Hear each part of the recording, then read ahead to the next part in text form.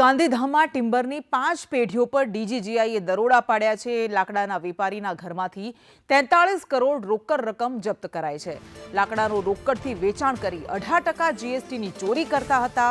ડીજીજીઆઈના દરોડામાં 37 કરોડની કરચોરી ઝડપાઈ છે। પેઢીઓના ડિજિટલ ડેટા જપ્ત કરીને વધુ કાર્યવાહી હાથ ધરવામાં આવી છે। પેઢીઓ લાકડું આયાત કરીને રોકડમાં વેચાણ કરતા હતા અને એવી રીતે 18% જીએસટીની ચોરી કરતા હતા। ગાંધીધામમાં ટિમ્બરની 5 પેઢીઓ પર ડીજીજીઆઈએ દરોડા પાડ્યા અને વેપારીના ઘરમાંથી કુલ 43 કરોડ રોકડ મળી આવ્યા છે। દરોડા દરમિયાન 37 કરોડની કરચોરી ઝડપાઈ છે।